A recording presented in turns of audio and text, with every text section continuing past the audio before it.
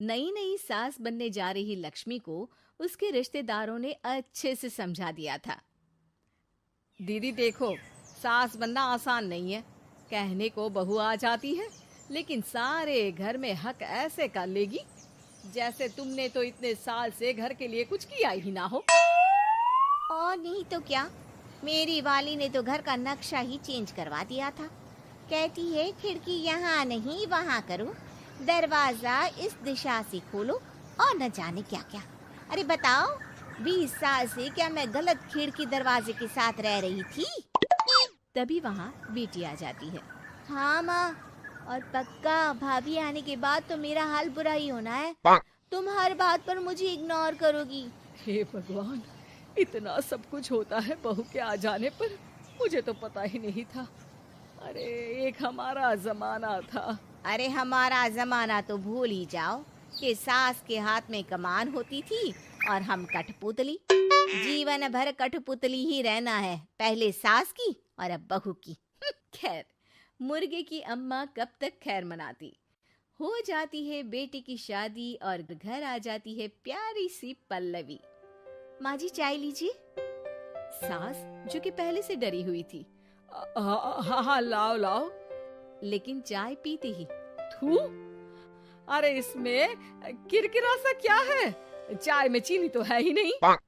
माँ जी वो ये बता रहे थे कि आपको शुगर की बीमारी है, तो मैंने चीनी की जगह गुड़ का पाउडर डाला है, वो शुगर के लिए ठीक रहेगा। सास गुस्से से लाल हो जाती है।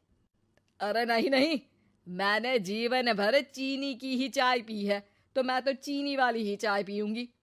तुम आई और मैं नियम बदल दूं?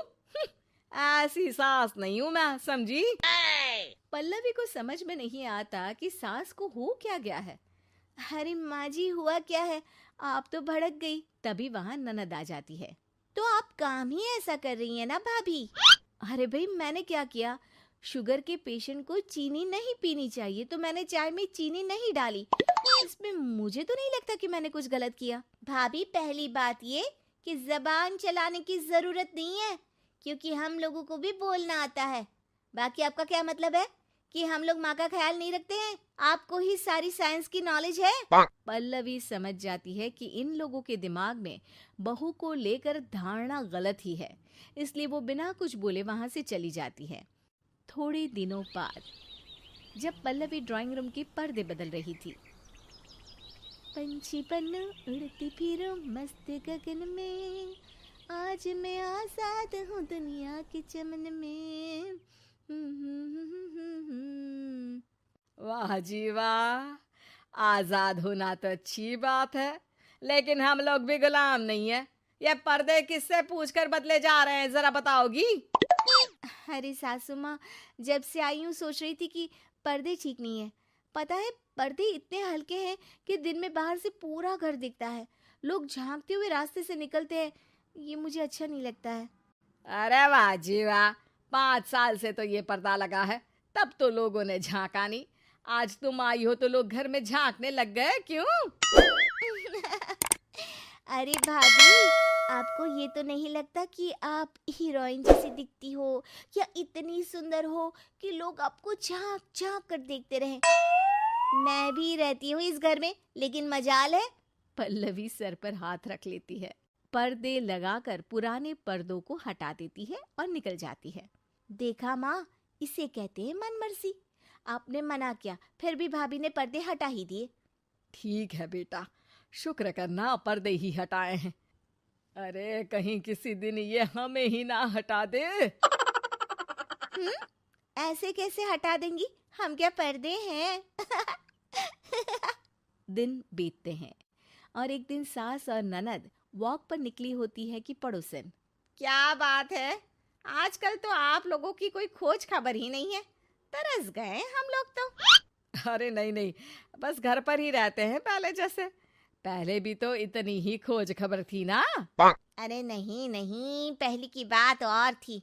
और बताओ बेटा, बॉयफ्रेंड से चक्कर चल रहा है कि खत्म हो गया? पहले तो पर्दे से दिख जाता था कैसे तुम सारा दिन टेलीफोन पर लगी रहती थी, कभी शर्माती कभी रोती।